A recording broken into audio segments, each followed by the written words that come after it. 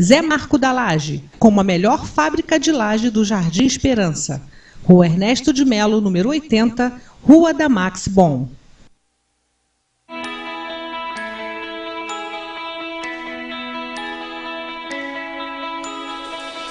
Cruzeiro do Sul, agência de serviços.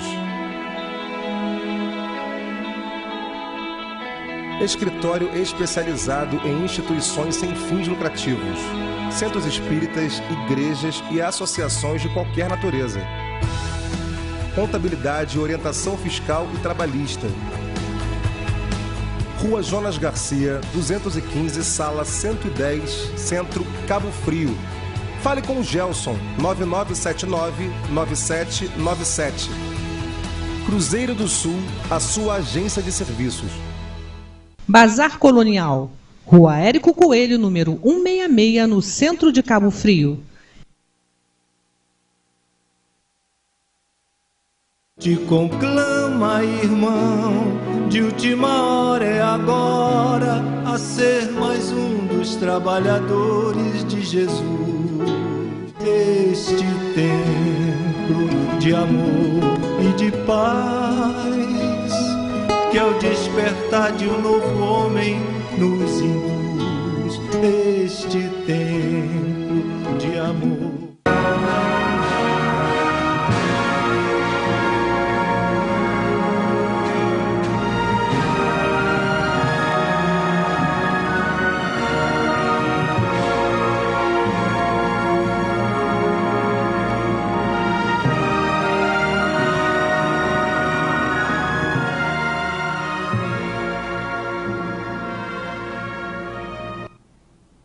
Boa tarde, meus irmãos. Mais uma vez, nosso programa Espiritismo em Foco. E hoje, dia 30 de março de 2015. Já foram 3 meses, viu, Marcos? O ano já está acabando, hein, Marcos? Falta pouco, já 3 meses. Parece que foi ontem que nós estávamos, né, comemorando a passagem de ano. E já se foram 3 meses de 2015. Mas nós estamos aqui, graças a Deus, para fazer o programa Espiritismo em Foco. Meu amigo Marcos e minha querida amiga Ângela Belônia, lá da Casa René Peça, que sempre vem aqui com a gente fazer um programa sobre os livros de André Luiz. E hoje nós vamos falar sobre o Missionários da Luz. Não é isso, Ângela? Isso. Vamos conversar, dizer o que André Luiz trouxe para a gente. Esse livro foi escrito lá por volta de 1940, alguma coisa, né? 45? 45. Então, você vê, foram mensagens, né, foram conhecimentos que ele trouxe para a gente em 1945, que hoje, né, a própria ciência hoje já está corroborando com essas informações que André Luiz trouxe para a gente. Nós vamos conversar aqui sobre isso, já a partir agora no nosso segundo bloco. O nosso sorteio nós vamos fazer no mês que vem, final de abril, para dar tempo.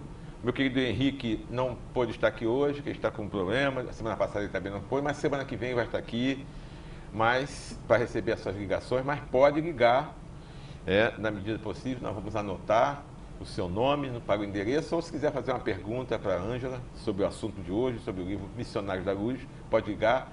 Está aí na telinha, nosso telefone, 2648-9008.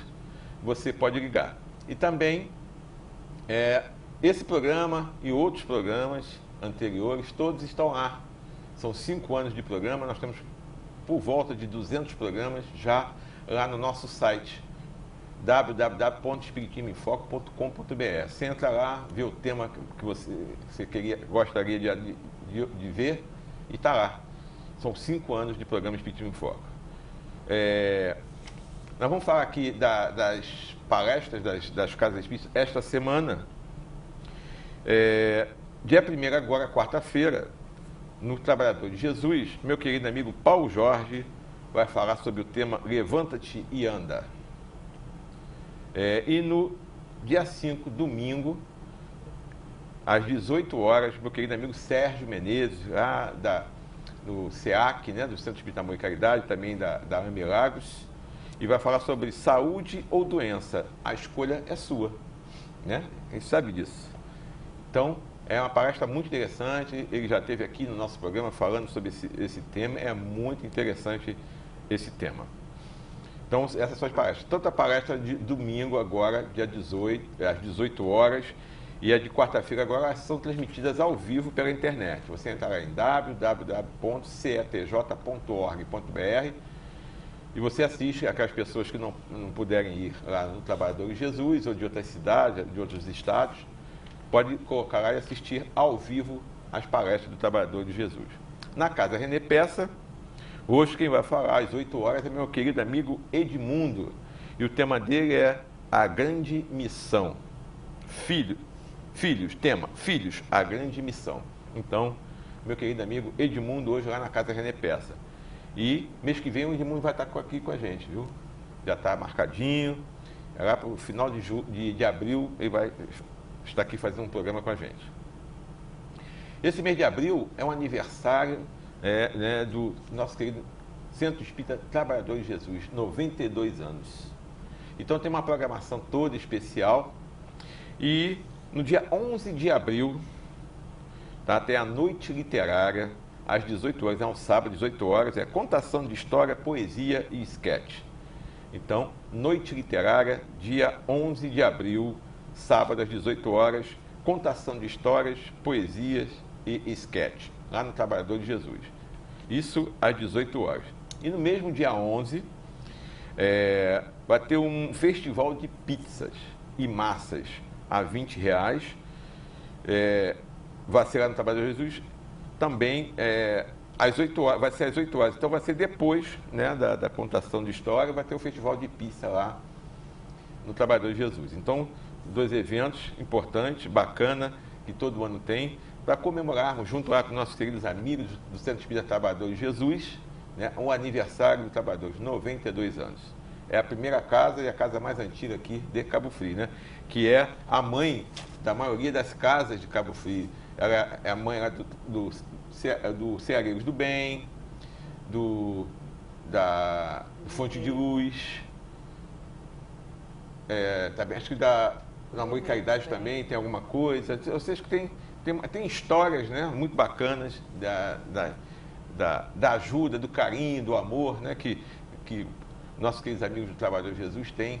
E as casas que foram sendo criadas, e sempre com apoio, com carinho do pessoal lá, do meu querido amigo Márcio, e todos aqueles companheiros, os antigos, né, que foi o antigo presidente, nosso querido amigo, que sempre ajudou a gente e sempre deu maior força lá para os Ceareiros do Bem, o Beto, né? Quem teve o prazer de conhecer o Beto, presidente do Trabalhador de Jesus por muitos anos, ele foi um dos maiores incentivadores, junto com outras pessoas, com a Helena, da fundação do Centro Espírita Ceareiros do Bem, lá no Jardim Esperança. Tá ok? Então nós vamos passar a um apoio cultural rapidinho e voltamos já já para começar a conversar com a Ângela. É rapidinho.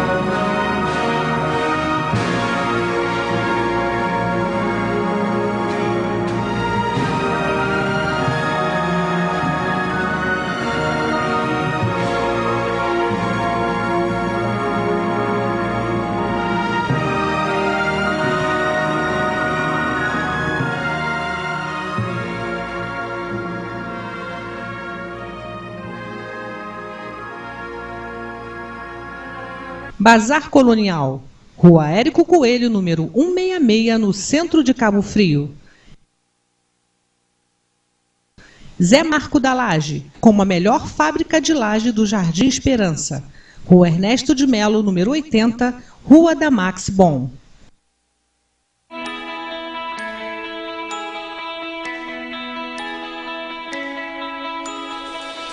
Cruzeiro do Sul, agência de serviços. Escritório especializado em instituições sem fins lucrativos, centros espíritas, igrejas e associações de qualquer natureza. Contabilidade, orientação fiscal e trabalhista. Rua Jonas Garcia, 215, sala 110, Centro, Cabo Frio. Fale com o Gelson, 9979-9797. Cruzeiro do Sul, a sua agência de serviços. Te conclama, irmão, de última hora é agora, a ser mais um dos trabalhadores de Jesus. Este templo de amor e de paz, que ao despertar de um novo homem nos induz. Este templo de amor.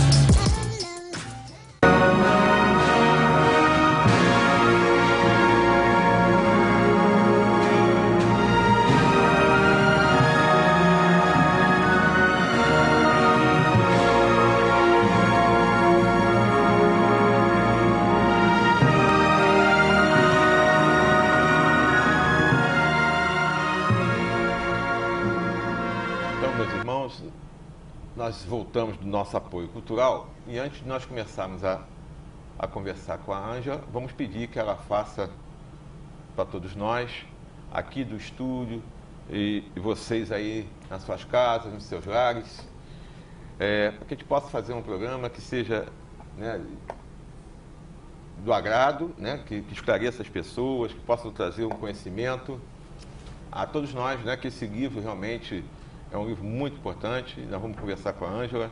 Ele traz para a gente muito conteúdo doutrinário. Então, a gente espera fazer um programa que consiga levar realmente todas as informações que tem nesse livro, para estimular, né, a todos nós, a nós aqui, vocês em casa, a ler o livro. Né, que nós vamos falar aqui dos fatos principais, mas o interessante realmente pegar o livro, ler, para entender, porque tem muito ensinamento ali. A gente sabe que não dá para falar sobre todo o livro, porque o livro é grande, né? Muito, mas os assuntos principais do livro nós vamos conversar aqui hoje.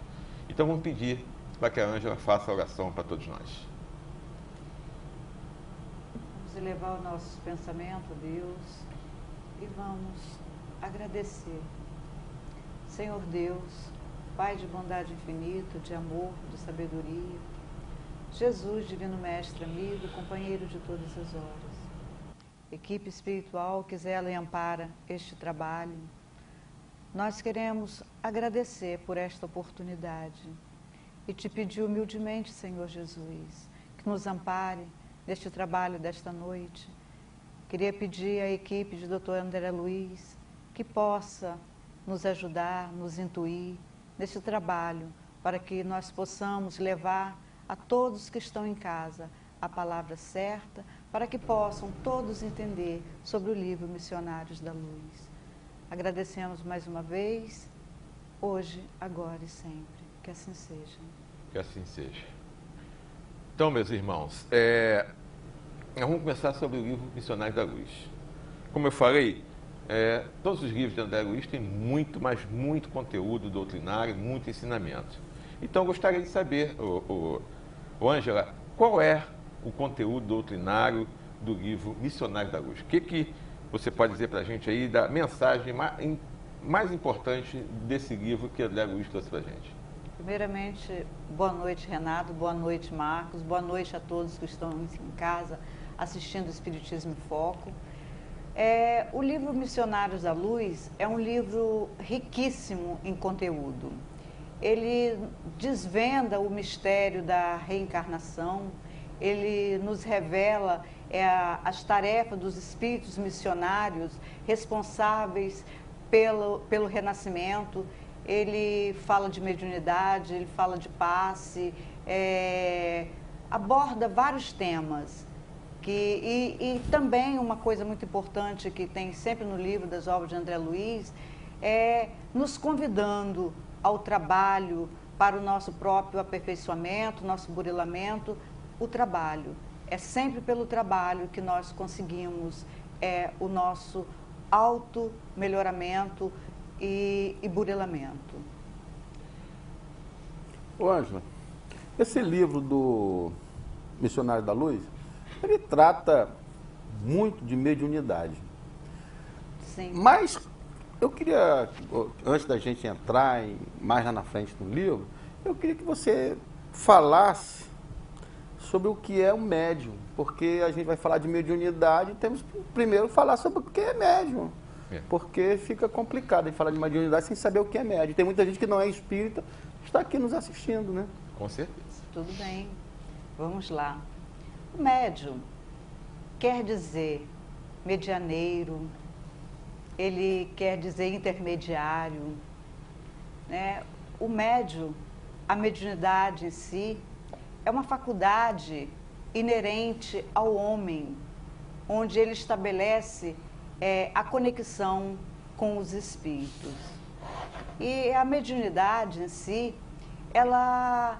todos nós somos médiuns, né? Uns com a mediunidade ostensiva, aflorada, né? E outros não. Então, mas é uma faculdade inerente ao homem. Tá, mas deixa eu ver se eu consegui entender. É uma faculdade do homem. Do homem é espírita? Não, não. De todos. Todos nós somos médiums, né? Não tem cor, não tem religião, não tem raça, né? Credo. Todos nós somos médiums. Só que uns possuindo uma mediunidade aflorada, como eu disse, e outros não. Então, você quer dizer para a gente que a mediunidade pode ocorrer em qualquer lugar. Qualquer lugar. Em qualquer religião. Em qualquer igreja, na rua, em qualquer lugar. Se a pessoa tiver uma mediunidade, ela pode, né, ter. E as pessoas que não conhecem o espiritismo, que não tiveram ainda o contato com o estudo doutrinário, né, que quando se fala de mediunidade, e que pensam que a mediunidade é uma coisa ruim, né, porque como Jesus falou, né, nós temos que estudar, nos esclarecer, né, porque o esclarecimento, ele nos liberta, não é isso? Conhecerás a verdade e a verdade vos libertará. Então, quando Jesus falou isso, que as pessoas que têm, né, porque a gente conhece muitas pessoas que não são espíritas, que têm outras religiões, ou até que não têm religião nenhuma, mas que têm esse problema de mediunidade, de sentir a presença de espíritos, de ouvir, de ver, né? Então, a gente sempre fala aqui, no programa já falamos muitas vezes, essas pessoas procurar, né, um centro espírita, procurar estudar, entender, compreender, porque a gente sabe que mediunidade é trabalho, não é isso, Marcos? Nós viemos com mediunidade para trabalhar, nós viemos com mediunidade para ajudar ao próximo, como Jesus falou. Então, quem estiver passando por isso, a gente convida, né? Nós temos muitas casas aqui na nossa cidade que podem ajudar. Nós temos lá os atendimentos fraternos das pessoas que estão ali, que te recebem, conversam e te orientam de alguma maneira sobre esse assunto. Mas, Renato, o que ocorre de um modo geral é que as pessoas têm medo. Verdade. Medo. O desconhecimento. O medo é fruto do desconhecimento. Mas o medo que as pessoas têm quando se tem a mediunidade. Medo de ir a uma casa espírita, acha que vai chegar lá, vai encontrar o pessoal se debatendo, recebendo espírito, aquele tumulto todo. Acha, não é isso que acontece. Não, a pessoa tem medo de ir ao centro. Segundo, tem medo do que vão dizer por ela estar frequentando um centro espírita. É verdade. São N fatos, né? Então a pessoa tem medo de ir ao centro com medo do desconhecido, que não sabe o que vai encontrar, e medo do que vão falar dela por estar indo numa casa espírita. Então ela prefere ir em outras instituições que não vão tratar do problema da mediunidade dela. Não vão esclarecer. Não vão esclarecer e ela vai permanecer com aquele problema o resto da vida. Acha até, pela mediunidade ficar um pouco mais abrandada, que ela resolveu o problema, mas não é assim que a banda toca. Bom, agora temos Ângela, você disse que a mediunidade da pessoa, do corpo. É uma faculdade inerente ao organismo, ao né? organismo, ao nosso organismo. ao homem. Agora, existe, né, algum órgão que esteja diretamente ligado à mediunidade? Existe sim. Existe a epífise, né, que é uma glândula conhecida como a glândula pineal. Ela, para a mediunidade, ela é conhecida como a glândula da mediunidade, porque ela é que recebe o estímulo, né, e lança os seus comandos. É como uma antena receptora que recebe e aí vai e joga os seus sinais para que sejam recebidos pela epífise. Sim, então... Mas a glândula epífise, ela também é responsável por várias outras funções. Mas dentro da mediunidade, ela é conhecida como a glândula da mediunidade. Porque ela também, as energias sexuais também está ligada também, a isso. Ela está ligada também, como eu disse. Ela é responsável por também outros setores. Então a mediunidade a gente diz como seria o sexto sentido. Né? Porque tem aquele filme, né? Você lembra desse filme do garotinho, chamado Sexto Sentido mesmo, é o nome do filme, e que ele via espíritos, falava com espíritos, né? Conversava. Isso aí que é mediunidade. Ele não entendia. Não entendia. A mãe não entendia, não compreendia, ele falava para a mãe, né, que estava vendo espíritos, estava conversando com espíritos, e a mãe né, não sabia o que fazer. É porque é um assunto muito complexo, né, Renato? Porque para entender a mediunidade em si, né, o fenômeno, é preciso mais do que apenas falar. Tem que estudar para saber. É verdade. Olha só, nós estamos falando sobre mediunidade e eu queria saber como é que eu faço para ser médium. Ué, qualquer pessoa pode ser. Qualquer pessoa pode ser. Qualquer pessoa pode ser. Todo mundo é médium. Como é que eu faço para receber espírito, para me comunicar? Como é que eu faço para ser médium? Olha, tá rindo? Como nós já dissemos... Estou ansioso? Então vamos lá tirar sua dúvida. Como já disse, todos nós somos médiums, né? Pelo fato de nós sermos influenciados pelos espíritos. E que bom, né? Porque assim como a gente é influenciado pelos espíritos de baixa categoria, se nós não fôssemos influenciados, nós também perderíamos a chance de ser influenciado pelos bons espíritos. Mas acontece que ninguém estuda para ser médium. Você estuda para educar a sua mediunidade, porque médium você já é. Isso é que com uma mediunidade ostensiva ou não. Então, como você não entende como funciona o mecanismo, então você precisa frequentar os estudos de uma casa espírita para que você possa entender como funciona o mecanismo, até mesmo para que você possa não se assustar com o fenômeno em si. Porque quando você não entende como funciona a mediunidade, você é como um cavalo desgovernado. Então, preciso que você entenda. Então, nas casas espíritas, oferece o estudo sobre a mediunidade, mas não que você vai se formar em mediunidade, é para que você aprenda a educar, a conhecer o fenômeno da mediunidade. Isso. Aquelas pessoas que, ocasionalmente, sentem a presença de um espírito qualquer, não estou dizendo que seja mal ou bom, não interessa, sentem a presença de um espírito, e em alguns casos, um espírito ignorante, onde elas se debatem,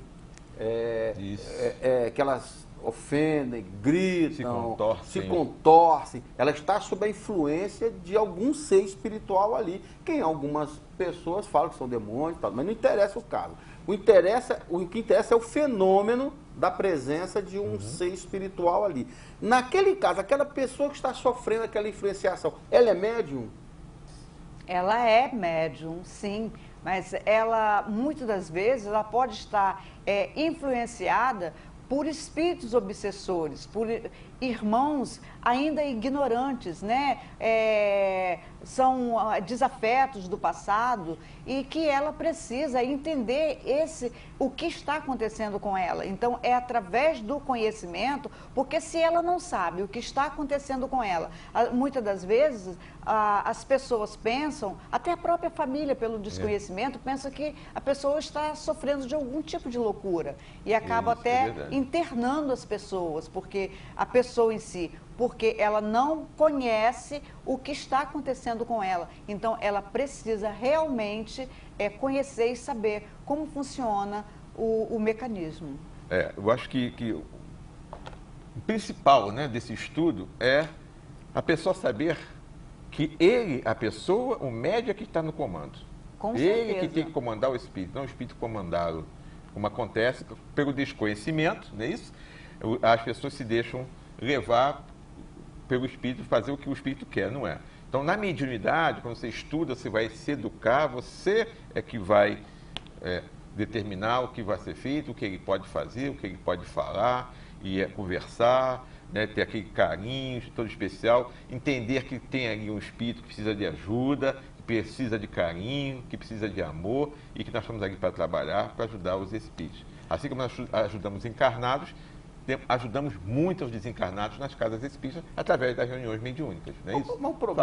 O problema é que eu tive outro dia, esse assunto já foi debatido aqui no nosso programa.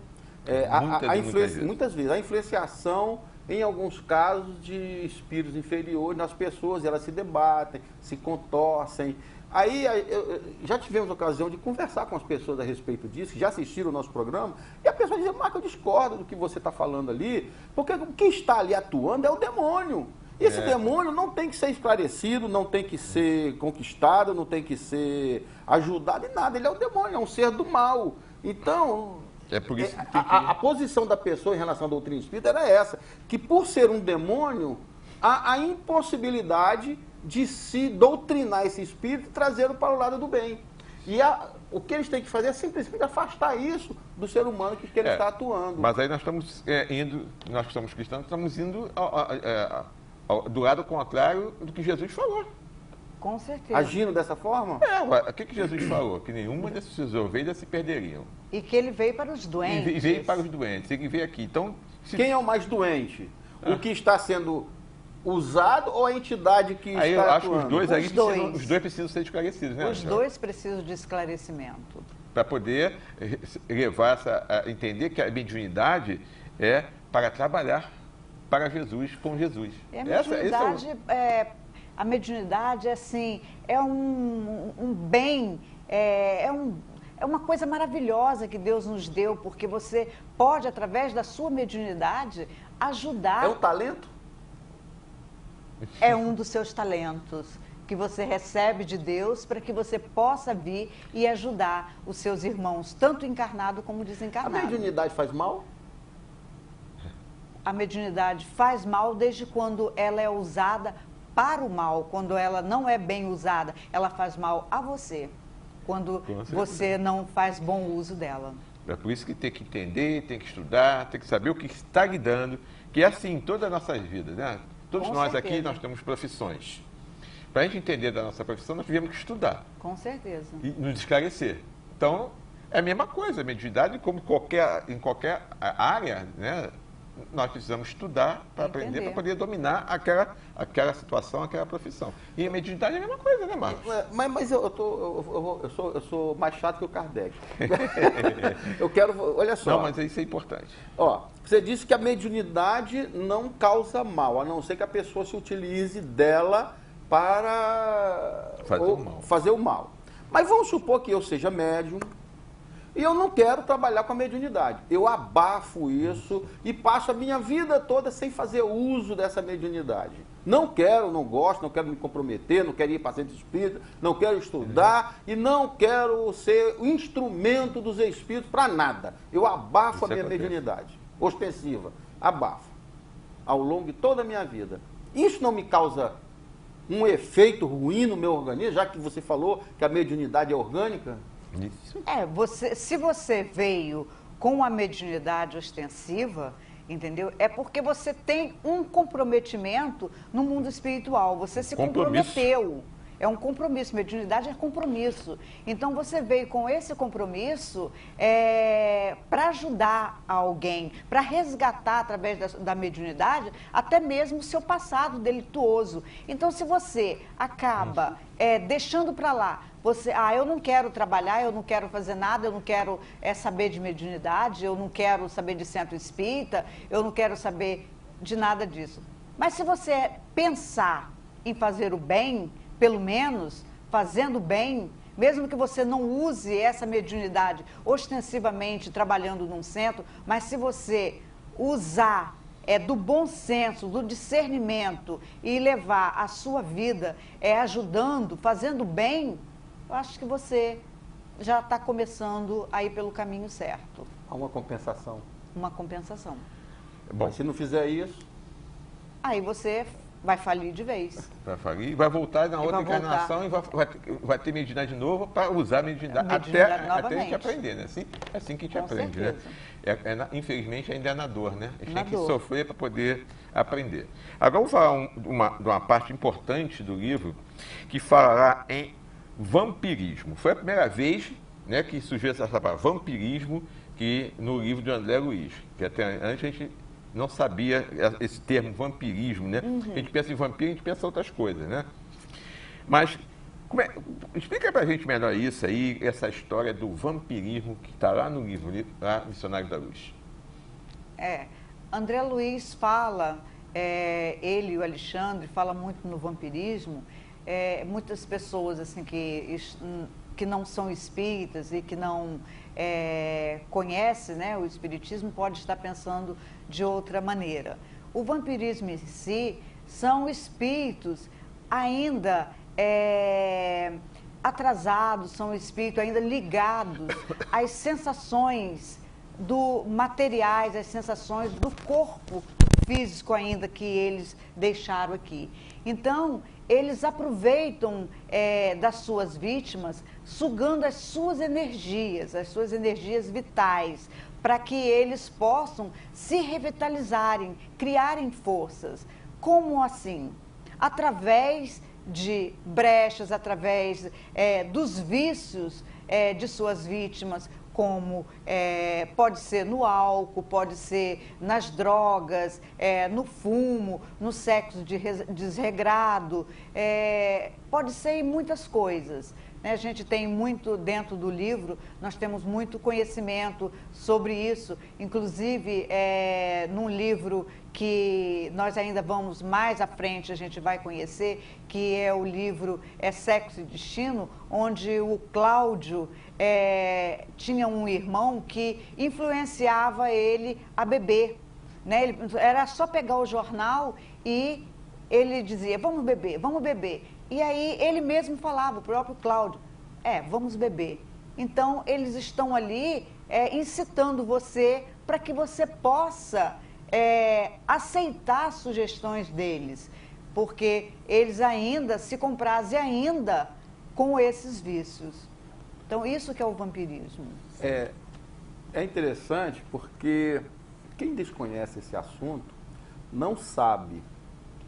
Mas o indivíduo que é alcoólatra, ou aquele que não é, mas que gosta de frequentemente tomar uma cervejinha, beber sua cachaça, seu uísque, naqueles momentos em que ele está bebendo, ele está acompanhado, mesmo estando só. Beber um golinho já tá acompanhado. Existem ali espíritos de pessoas que gostavam de beber e que estão ali usufruindo daquelas emanações energéticas, daquelas energias. Isso é o vampiro. O vampiro que ela está falando não é aquele vampiro de 2 dentes que chupa sangue, não. Isso é só em filme. É só em filme. Com certeza. O vampiro que ela fala é aquele espírito que está no plano desencarnado, que está acompanhando o indivíduo que fuma, porque antes ele fumava e agora não pode mais. Aí ele fica sugando energia do fumante.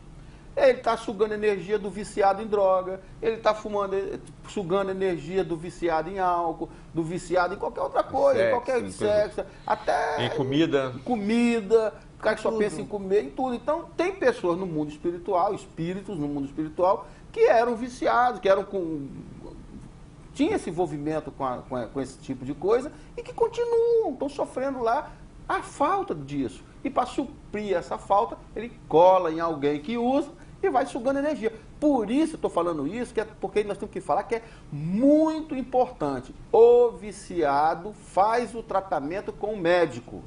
Parabéns. Faça na sua casa religiosa um tratamento espiritual. Porque você fazer o tratamento físico, você está tratando do seu físico. Mas você tem acompanhantes espirituais viciados que nem você. Que precisam de ajuda. Que precisam de ajuda. Então você tem que se tratar espiritualmente, porque você tem que... aqueles acompanhantes. E eles precisam de esclarecimento para te deixar em paz. Porque se você não o fizer, você faz o tratamento físico, quando você sair, vai ter recaída, uma atrás da outra. É verdade. Por isso que é tão difícil um viciado largar o vício. Qualquer que seja o vício. Qualquer um. Tem aqueles comparsas, né? São Chamados comparsas do mundo. de vícios. Comparsas de vício. Um encarnado e um desencarnado. Agora, eu queria... você falou aí sobre o vampirismo de um ser espiritual que atua no viciado. Mas nós temos pessoas encarnadas, vampiras? Temos, porque o que acontece? Vai de encarnado para desencarnado e de encarnado para encarnado. São pessoas que estão sempre reclamando, ai, nada tá bom, ó vida, ó azar, tudo reclama. Elas sugam a sua energia, elas são incapazes de chegar perto de você e você perguntar, e aí, Renato, tudo bem? Como é que tá o dia? É quase que ela diz assim, por quê? Que dia? Que dia? Ó dia. Ó azar. Ó azar, entendeu? Então nada tá bom. Então são pessoas que só vivem reclamando de tudo. Então essas pessoas, elas realmente, elas sugam a sua energia também. É interessante você falar isso, porque a gente percebe, muitas vezes, a gente se encontra com um amigo. Aí o amigo tá feliz, alegre, radiante, você chega lá... e você sai transbordando felicidade, energia, porque esteve com aquela pessoa. Aí você encontra outro amigo lá na frente, o cara, e aí, tudo bem? Tá vendo? Nada, rapaz. Pô, tá uma desgraça a minha vida, isso. Aí encontra um choro, você sai dali pior do que o cara. Você entendeu? O cara sugou a tua energia. Com certeza. O cara fica na... É verdade. Vampiros sem dente. Não, isso aí é muito comum. Quando você entra num ambiente, né, tipo um clube, uma boate, né? Com certeza. Você que tem sensibilidade, que tem, né, uma mediunidade aflorada, que sente a presença, você entra num ambiente desse, você sente. O impacto. Tem aquele impacto, aquela energia negativa, ruim, você percebe que está carregado. Que o ambiente está... É muita gente ali dentro, bebendo, fumando. Quem é que está ali com eles, acompanhando? Interessante você falar isso, você parece que está vendo lendo na minha mente. Foi sexta-feira à noite. Eu saí e passei, indo para casa de noite, aí passei no estabelecimento, aí eu vou dar uma paradinha aqui, beber uma Coca-Cola e tal. Quando eu cheguei na porta, eu senti parecia assim, uma pressão no peito, uma coisa assim.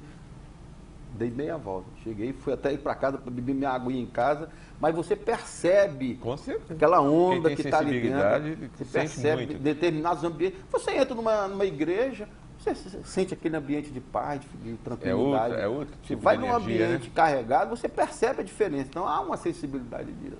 Isso é mediunidade, né? Opa! Como? Tá bom. Então aprendi. Bom, o Marcos falou aqui dos espíritos que quando estavam encarnados eram viciados e que, né, então essas pessoas que já morreram, elas podem realmente influenciar os desencarnados, não pode? Kardec perguntou, né, aos espíritos, né, os espíritos podem nos influenciar? E o que eles disseram? Muito mais do que imagineis. Muitas das vezes são eles que vos dirigem. Então, eles podem nos influenciar e muito. E tem uma história no livro, né, de uma mãe com 2 filhos, que eles vão para a mesa mediúnica, eles vão para a casa espírita e vão para a mesa mediúnica. Então, lá está tudo muito bem, tudo maravilhoso. E quando eles saem, lá fora estão esperando por eles espíritos, né, que estão doidos para aproveitar uma brechazinha para tentar influenciá-los. Então, quando eles saem da mesa mediúnica, eles saem todos revitalizados, né, cheios de energia, e saem todos felizes porque fizeram bem, porque o trabalho da noite foi maravilhoso e que cumpriram com a obrigação deles. E aí chega lá fora, eles encontram 3 espíritos já ali esperando. Um era o esposo da senhora, que era, quando aqui encarnado, era super egoísta. Então, ele estava ali tentando influenciá-la. E aí, ela já começa a mudar o pensamento. Aí, ela já começa a dizer, poxa, quando lá dentro é tão bom, a gente se sente tão fortalecido, chega aqui fora, aí eu já me sinto desanimada. Pronto, já foi a brecha. Aí, o filho vai e diz, é isso mesmo, mamãe, eu acho que você está certa. Aí o outro já dá o braço ao filho. Aí, por quê? Porque o filho tinha uma vida, assim, apesar dele ele estar na casa espírita e tudo, ele era casado, ele tinha a esposa dele, mas ele andava com os pensamentos dele, assim, muito, muito no sexo. E aí, esses espíritos, o sexo, assim, no caso do meretrício mesmo, então, ele conseguia atrair para ele espíritos desse tipo. Então, aí o que acontece? O Alexandre colocou a mão na testa da irmã, que era mais nova, e começou ali a falar coisas bonitas para ela, para que ela pudesse tirar a mãe e o irmão daquela onda mental que eles estavam. Já se envolvendo já estavam se envolvendo. Você vê que eles saíram da mesa mediúnica, super para cima, mas chegou lá fora, já dispersaram o pensamento daquele lugar santo que eles estavam, já começaram a abrir brechas para quê?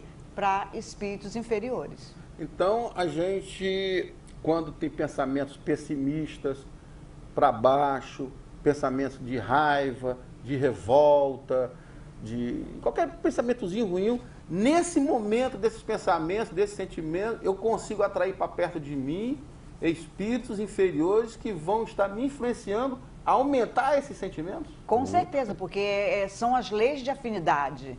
Porque a tristeza chama o quê? Chama coisas tristes, certo? A alegria chama o quê? Espíritos alegres.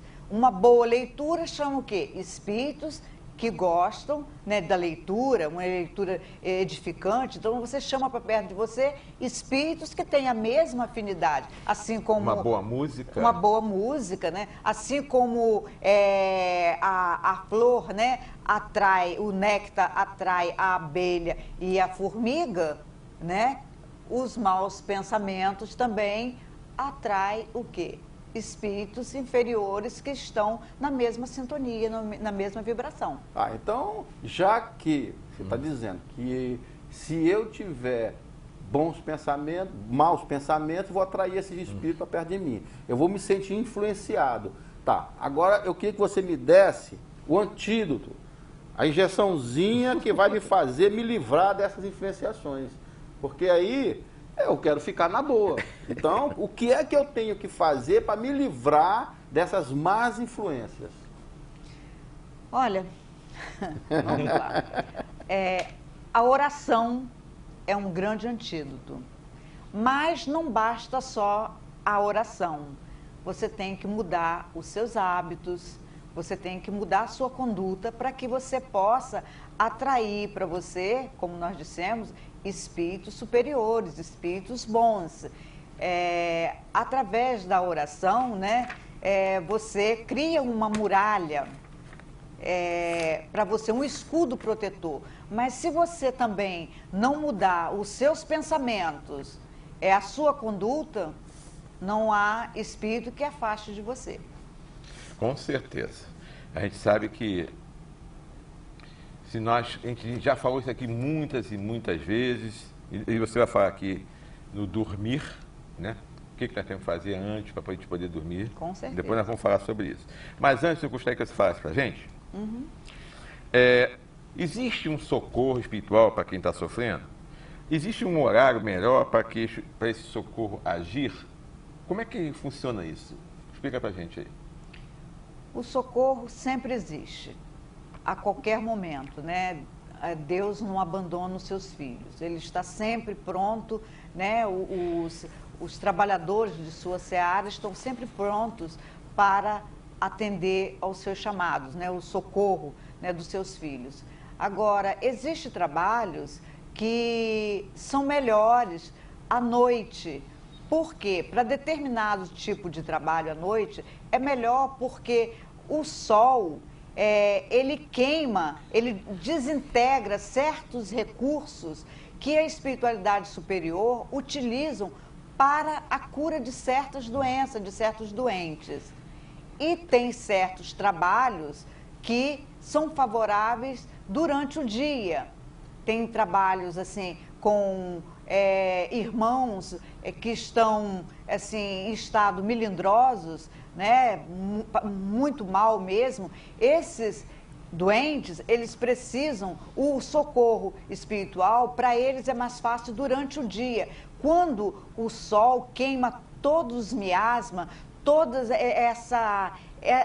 essa coisa ruim, esses pensamentos que nós jogamos na atmosfera. Então, o sol é capaz de queimar tudo isso. E essas formas, pensamentos, que esses doentes também emanam de suas mentes, porque é jogada na nossa atmosfera diariamente, né, milhares e milhares, bilhões de pensamentos, né, pensamentos ruins, porque nós estamos num planeta de provas e expiações, onde ainda predomina o mal, e é jogado nessa atmosfera que nós respiramos muita coisa ruim. Então é preciso do sol para queimar esses miasmas. Me veio, essas suas palavras, me veio à mente uma situação de um amigo meu que, infelizmente, eu não percebi. Ele passou 15 dias trancado no quarto, janelas e portas encostadas, sem pegar sol, embrulhado, e depois de 15 dias se suicidou. E eu não percebi as intenções dele. E você está falando uma coisa, se a gente tem dentro de casa uma pessoa que vive trancada, sem tomar um solzinho, essas formas de pensamento, essas coisas ruins vão se impregnando na pessoa e vão intensificando os seus desejos de suicídio, disso. Então, pessoas que têm problemas, em tentativa de suicídio, depressão, essas pessoas, nós temos que estar muito próximas a ela e não deixar que ela fique enfurnada num ambiente fechado, sem sol.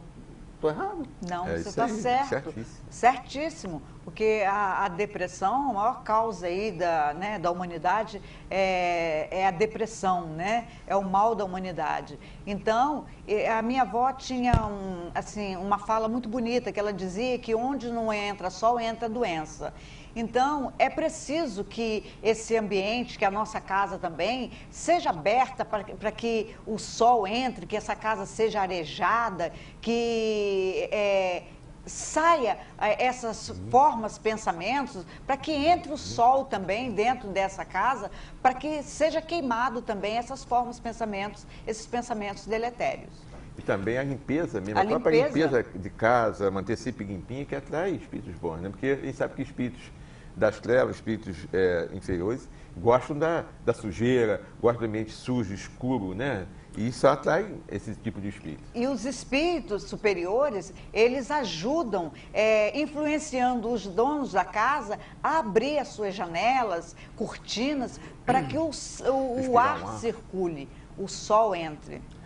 Olha só, eu tenho muitas pessoas, 90% das pessoas da minha idade, tem dificuldade para dormir.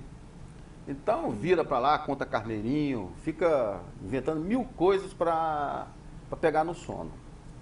Eu tenho outro tipo de dificuldade. Deitei, antes de encostar o travesseiro, apaguei. Nunca tive na minha vida dificuldade nenhuma para dormir.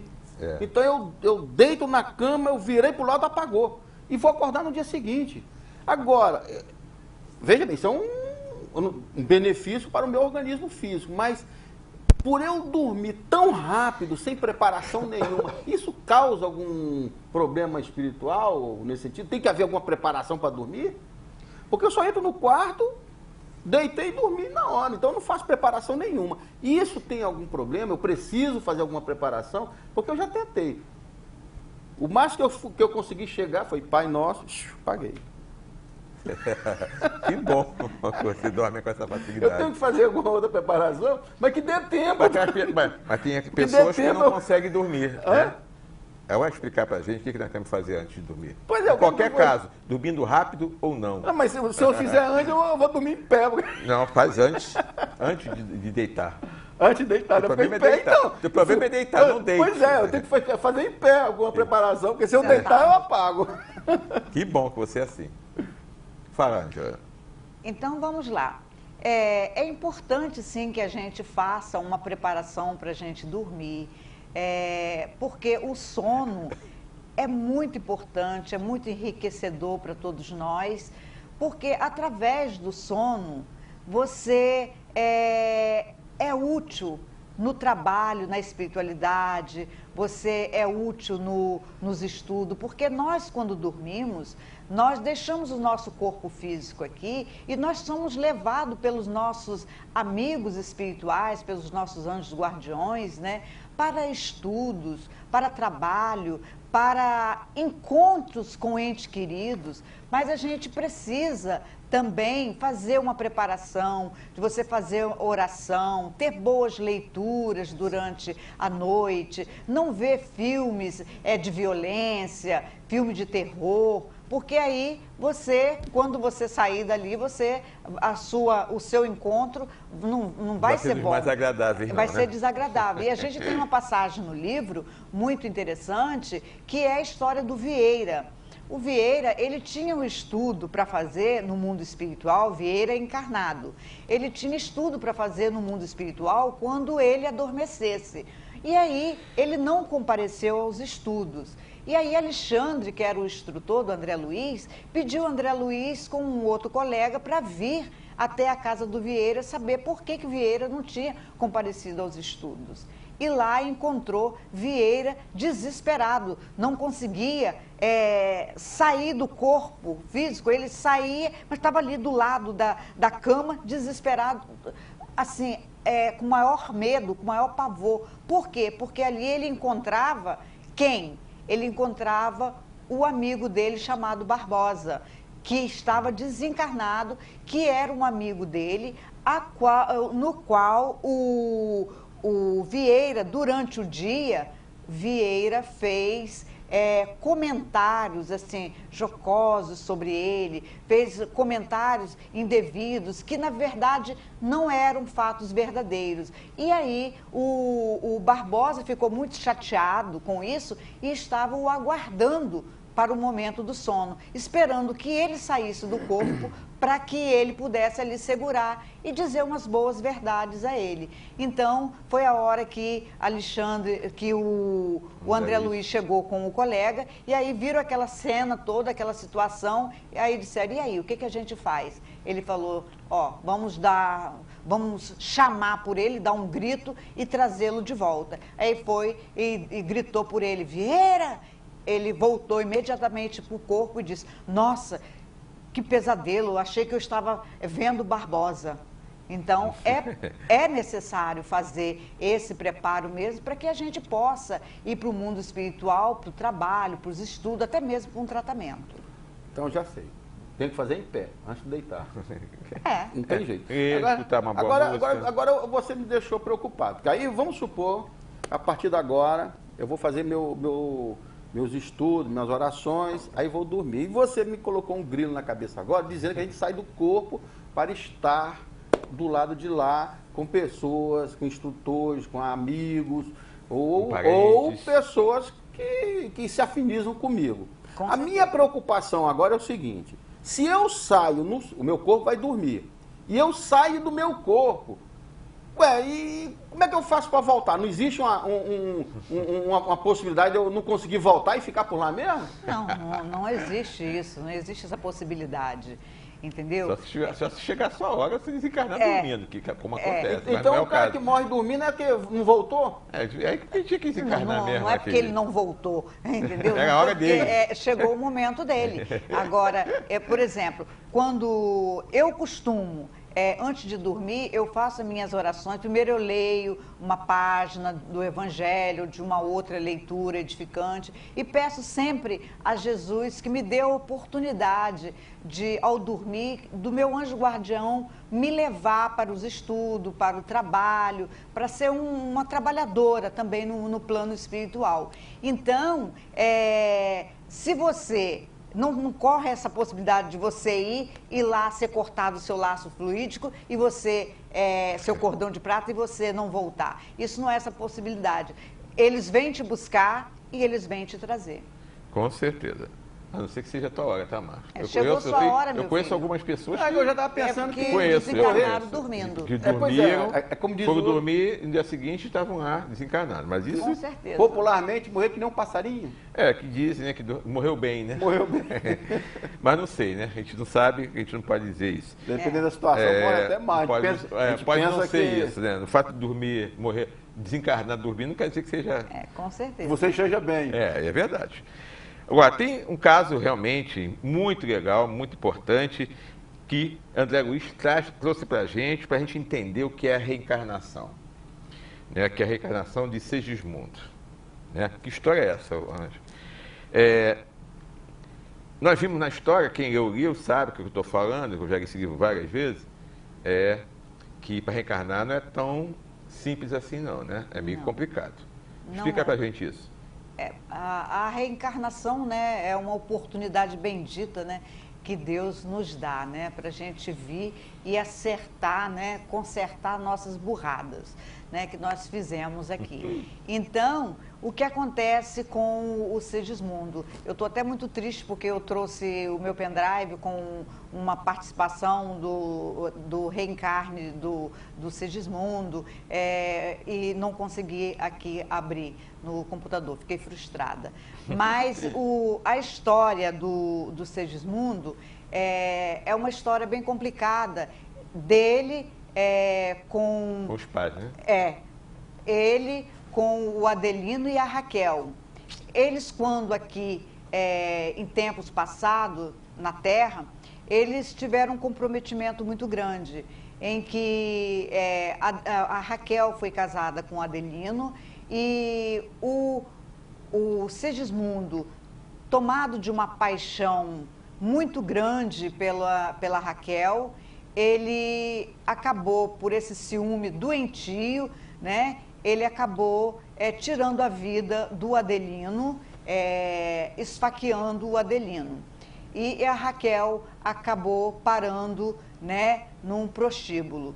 Então, esse comprometimento foi muito grande deles. Então, o Segismundo, ele precisava voltar junto com o Adelino e a Raquel para que eles fizessem uma nova história. Agora ele voltaria, o Segismundo, como filho da Raquel e do Adelino. Só que no plano espiritual, eles combinaram tudo isso e eles aceitaram, né? Mas o Adelino, ele tinha um pavor tão grande quando ele chegava aqui no corpo e quando ele dormia, que quando o Segismundo se aproximava dele, ele ficava apavorado. E aí ele não aceitava esse encontro com o Segismundo, porque ele tinha verdadeiro pavor, porque ele trazia reminiscências desse passado.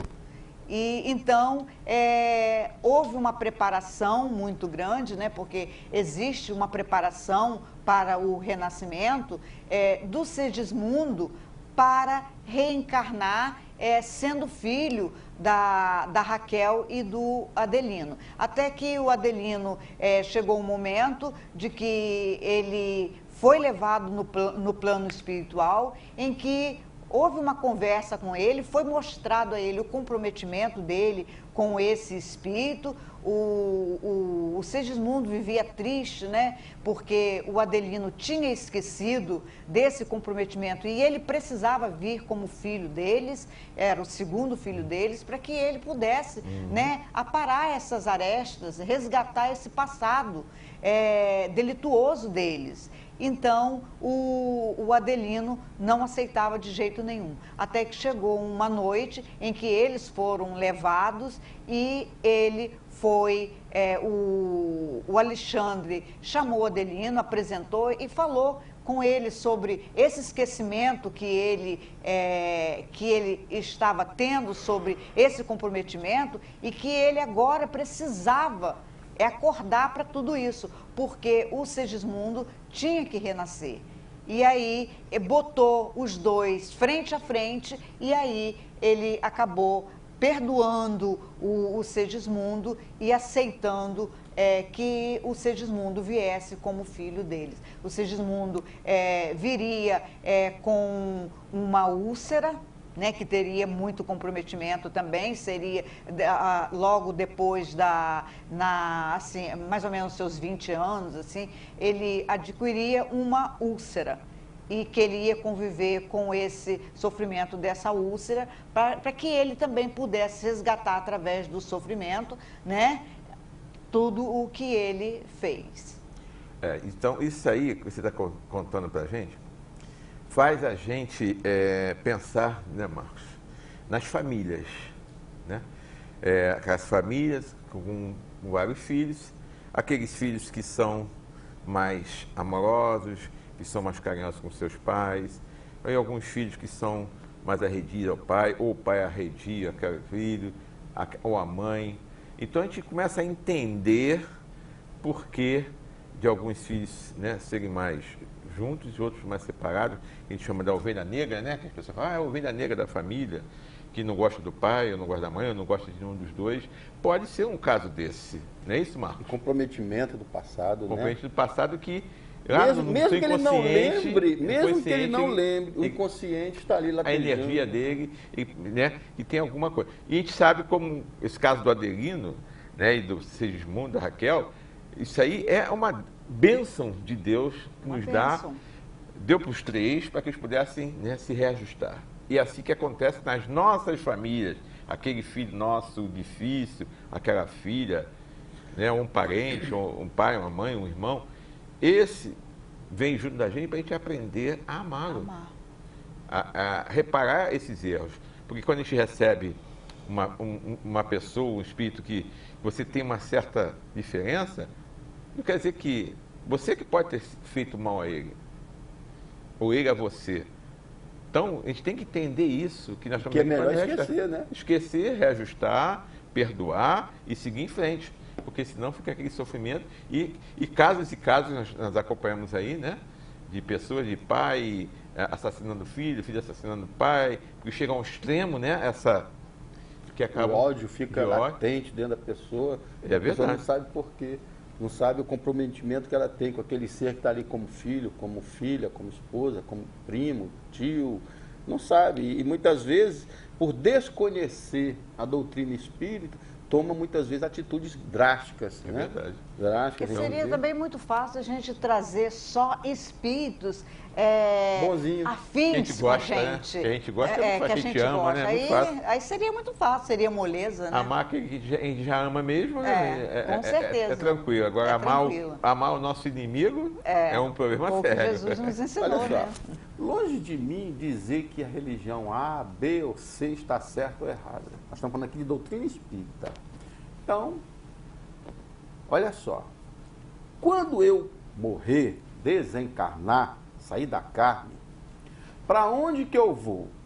Eu vou para o céu, eu vou para o inferno, eu vou para o purgatório, eu vou ficar zanzando por aí, eu vou reencarnar, eu vou fazer o quê, afinal de contas? E isso depende só de mim?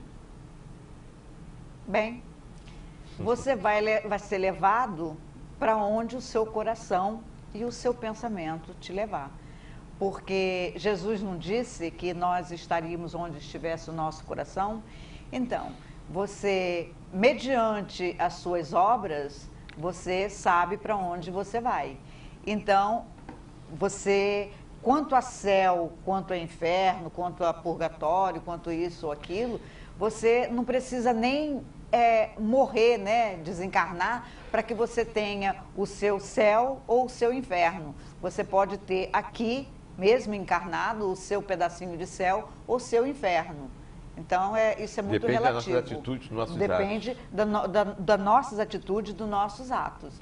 Então, isso é muito relativo. Ou seja, então, como Jesus falava, né? Cada um segundo as suas obras. Segundo as suas obras. Né? A semeadura é livre, mas a colheita é obrigatória. E quanto também Vamos semear coisas boas.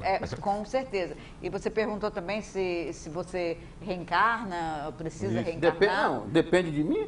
De você reencarnar? Sim. Não depende só de você, mais ainda de você, pelo que você fez aqui, entendeu? Porque você tem espíritos que vão para o mundo espiritual e não querem reencarnar. Por quê? Muitas das vezes vem até em reencarnação compulsória, porque eles não querem reencarnar, porque eles sabem o que os esperam aqui. Então, eles não, vai meu filho, você tem que ir porque você precisa consertar as suas burradas. Então, a reencarnação é uma necessidade que nós temos para resgatar os nossos débitos. Então, você pode reencarnar como missão e como expiação. Eu vi uma frase de alguém, não sei quando, nem onde, nem de quem, que quem mais sofre aqui na Terra são aqueles que mais fizeram sofrer. Tá mais ou menos certo isso? Tá. Sim. Tá certo. Tá certo, porque se você faz sofrer... Jesus já não disse que você paga ceitil por ceitil? Você não sai daqui sem que você pague ceitil por ceitil daquilo que você fez. Se a sua plantação é boa, a sua colheita vai ser obrigatória e vai ser boa. Agora, se a sua plantação não for boa, a sua colheita com certeza não vai ser boa. Então, plantar, você pode plantar. Colher, você vai ter que colher também. Agora, depende da sua colheita. E vai colher aquilo que plantar. Não tem, como o Marcos sempre fala, não tem. Você não vai colher manga plantando uva, né? Não. Não tem como. Você vai colher uva. Não. Se você plantar o mal, você vai colher o mal. Com certeza. Então, se nós queremos queremos paz para a nossa vida, tranquilidade, já aqui, fora aqui encarnado, agora, nesse momento, se quisermos, né, ter uma vida mais tranquila, comecemos a fazer, né, o bem, a paz, disseminar o amor, o carinho, o respeito ao próximo, porque é assim que nós vamos mudar. Isso aqui nós já falamos muitas vezes, vamos sempre bater nessa tecla, porque é isso que Jesus falou para a gente. Amar a Deus sobre todas as coisas e o próximo a ti mesmo. Então nós temos que amar. É o único meio de acabar o nosso sofrimento e melhorarmos a nossa sociedade. Depende de cada um de nós. Não depende do vizinho, não. Né? A gente põe culpa no vizinho, põe culpa no governo, no presidente, no governador, no prefeito, e põe culpa em todo mundo, no tio, no pai, na mãe, no vizinho, mas, né, se nós não mudarmos, não adianta nada. Nós colhemos aquilo que plantamos. Se nós estamos colhendo é porque nós plantamos em algum momento. Nessa própria vida, né? Que a gente fala muito, né? Em outra... Não, nessa vida mesmo. Nós plantamos aqui nessa vida e nós colhemos aqui, a grande maioria, nessa vida mesmo. Não é isso, Marco, que acontece? A gente colhe aqui mesmo. A gente plantou aqui, colhe aqui. Não é? Tem que esperar outra encarnação, não. Viu? Às vezes, coisas que nós fizemos há 10 anos atrás, né, Marcos? 20 anos atrás, que a gente nem lembra mais, a gente vai colher agora. Com certeza. Né? Nós plantamos a sementinha lá atrás. Pois é, então, é isso aí. Então, a gente tem que sempre plantar coisas boas. Às vezes, o camarada passa 20 anos, 30 anos, não tem sofrimento em relação ao mal que ele cometeu há 20, 30 anos atrás. É um dia, aparece um negocinho nele e ele não sabe. Aquele negocinho, aquela doencinha que está acabando com ele agora, foi a semente plantada em ocasião. Com certeza. Quando plantou ele era mais moço, ele plantou e aquilo foi germinando. Aí aparece um câncerzinho salutar aqui no pulmão, no fígado, um troço qualquer. Nada acontece por acaso. É o fruto. É o fruto da semente que você plantou, meu amigo. Agora, com certeza. Então, isso aí, vamos falar bem, pensar bem, agir no bem, fazer o bem, não prejudicar ninguém, sempre ajudar aquilo que Jesus nos ensinou, que é fazer a caridade, né? Ajudar o próximo. Isso é que nós temos que fazer. Agora, tem o livro também aborda uma questão muito importante, que é a questão do passe, né? Isso acontece muito nas casas espíritas, que a gente sabe, conhece, a gente estuda, mas também existem nas outras religiões, né? Não chamam de passe, mas a gente sabe que são passes. O que é o passe e para que serve o passe? O passe, como até o André Luiz mesmo fala nos livros dele, o passe é uma transfusão de energia, né? Que você, com a imposição com as mãos, você, em determinados centros de força, porque nós temos, eu trouxe, mas não deu para, o pendrive não abriu, nós temos nossos centros de forças, né? E são imposições com as mãos que você coloca naquele centro de força do doente, da pessoa, né, que vai tomar o passe, onde são misturados os fluidos, a energia dos desencarnados, dos espíritos, com o encarnado, com o aplicador de passe. Então, um passe misto, que é colocada a imposição das mãos em cima do chakra, principalmente o chakra coronário, que é aqui na sua cabeça, e dali esse chakra coronário, ele vai distribuindo para todos os outros centros de forças, que são 7 centros de forças, né? Nós temos o coronário, que fica aqui na cabeça, nós temos o frontal, que fica aqui, nós temos o laríngeo, que fica aqui, nós temos o gástrico, que fica... o cardíaco, que fica aqui, né, no coração, nós temos o gástrico no estômago, nós temos o esplênico e nós temos o genésico. Com certeza. Né? Então, são 7 principais. Então, através desse centro de força, o coronário, ele vai distribuindo essa transfusão, que a gente chama de energia, ele vai distribuindo para todos os centros de forças. Mas uma coisa muito importante também que se fale, o Renato e Marcos, que não adianta só você tomar o passe e você também não fazer a sua modificação, você não fizer o seu burilamento, porque as pessoas às vezes vão ao centro achando que o centro faz milagre e que o passe vai curá-lo de tudo. Se ele está doente, ele tem que continuar com o médico dele também. Ele toma o passe, mas ele às vezes ele está precisando de mudanças de comportamento, ele está precisando de mudar o pensamento dele. Porque se ele vai lá, ele toma o passe, mas chega lá fora, ele continua tudo na mesma, não vai adiantar nada, é só um paliativo. É verdade.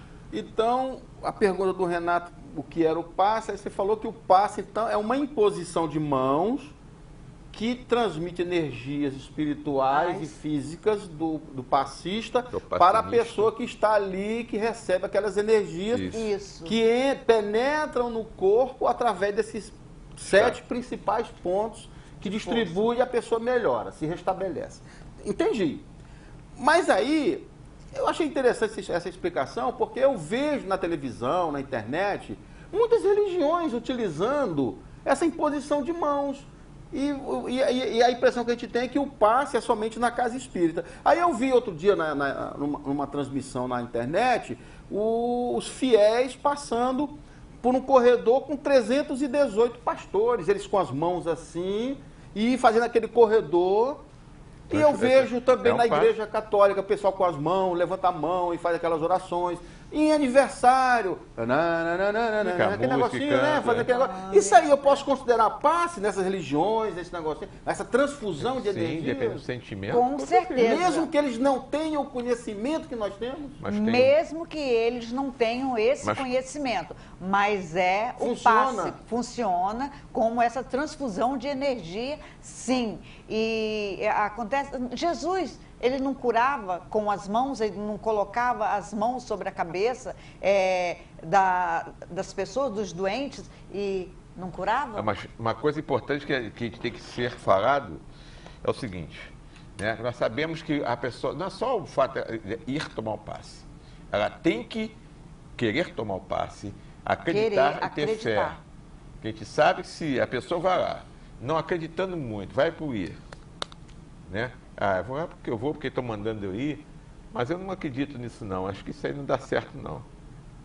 Cria uma barreira. Cria uma barreira. Então, o que vai acontecer? Esse passe, com certeza, ele vai ter Mínimo de aproveitamento. Não vai ter quase, praticamente nenhum.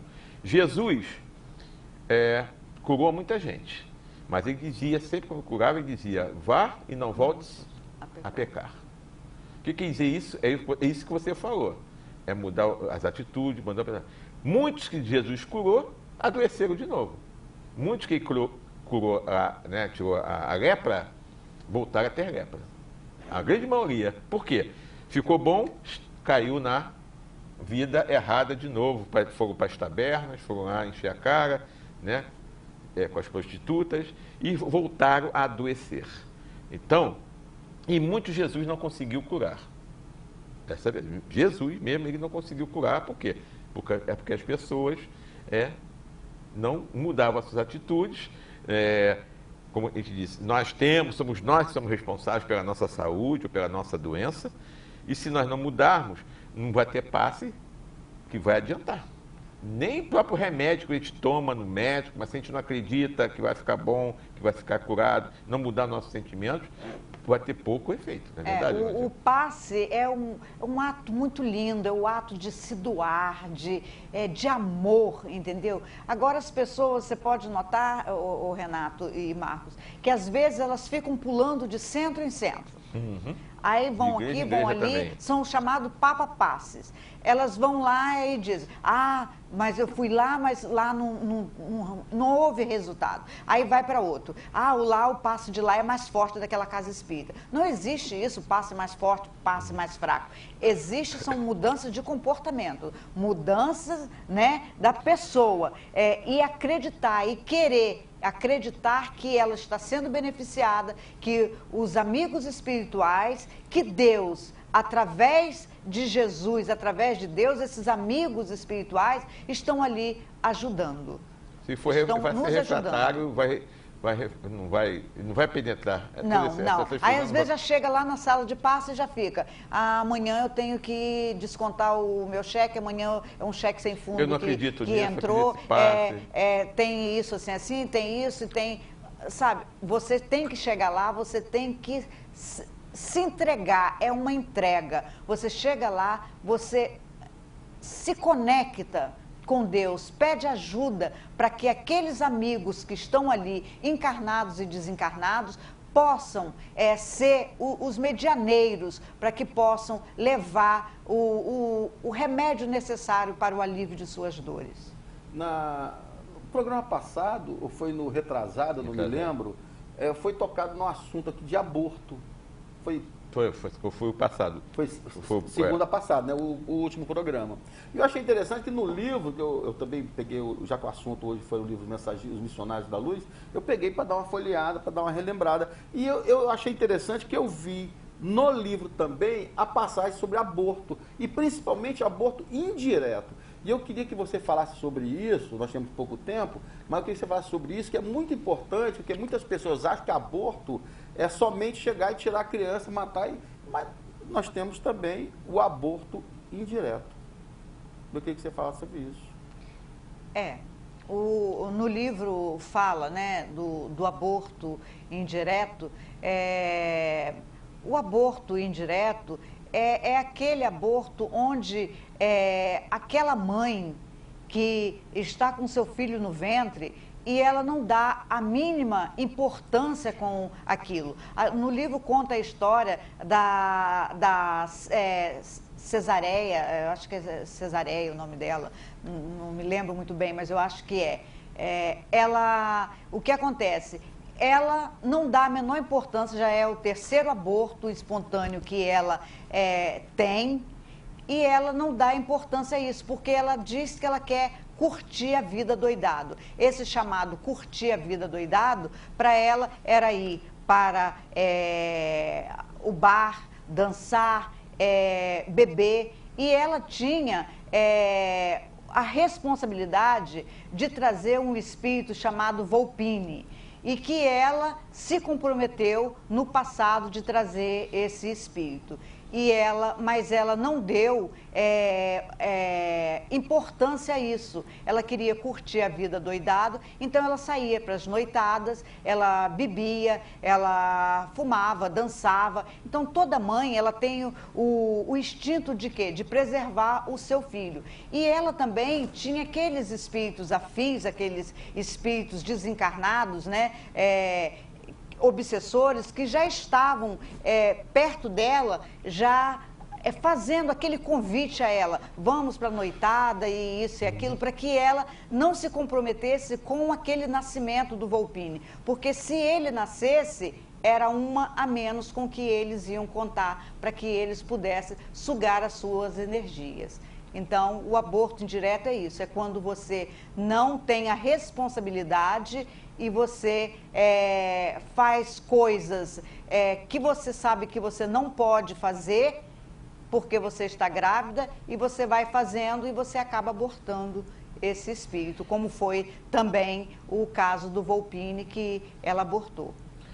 Ok. Nós estamos já no finalzinho, mas tem a última parte do livro que fala sobre, né, uma família, né, que tinha vários desencarnados, que desencarnaram, mas que continuaram dentro da família, participando de tudo da família, sentando na mesa, comendo as refeições, ou seja, convivendo normalmente como eles não se tivessem desencarnados. Por que isso acontece? Isso está lá no livro e tem uma história sobre essa família. Eu queria que você falasse também como é que o espírito ia comer aquela comida, né? Isso é importante também, tem que saber por quê, como é que acontece isso? Nesse caso, era a casa da Esther. A Esther era uma viúva, tinha 3 filhos, né? E tinha um casal de velhinhos também na casa dela, e ela tinha perdido, entre aspas, o marido, né? O marido tinha desencarnado, e ela estava muito triste, mas a tristeza dela já não chegava ao ponto mais de uma tristeza, e sim de uma confusão mental que ela estava, né? Porque é lógico que nós sentimos a perda dos nossos entes queridos, nós sofremos, mas quando passa do sofrimento ao desequilíbrio, você atrai para aquela casa espíritos que, como nós já dissemos, se comprazem com aquele tipo de afinidade.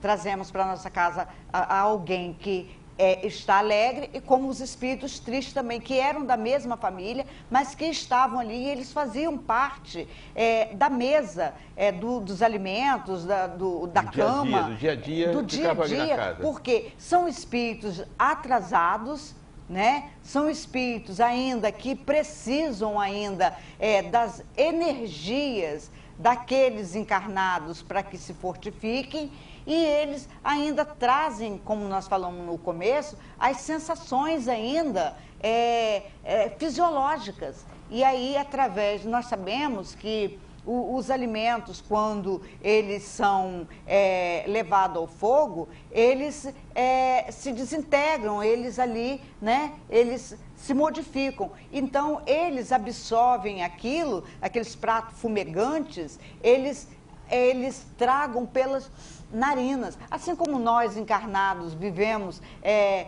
também recebendo da atmosfera, né, o ar que nós recebemos, né, da atmosfera, eles também, sugam essa energia dos alimentos através das narinas,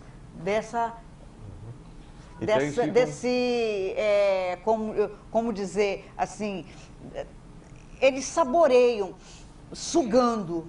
Mas eles têm a noção que estão desencarnados, eles sabem que estão desencarnados, ou eles acham que estão encarnados ali junto com ela, ali com a família? Nesse caso aí, Eles sabiam que eram desencarnados ou pensavam ainda que estavam encarnados e Não. participando da família? Não, eles sabem que estão desencarnados, mas eles... É que ela atrai eles. Ela chama atrai. pelo pensamento o pensamento é a tristeza demais, o desequilíbrio faz com que você atraia ali para casa aqueles entes queridos que já partiram, mas que não dão sossego. Nós precisamos libertar os nossos entes queridos para que eles possam seguir a sua evolução espiritual. E somos nós mesmos que atraímos.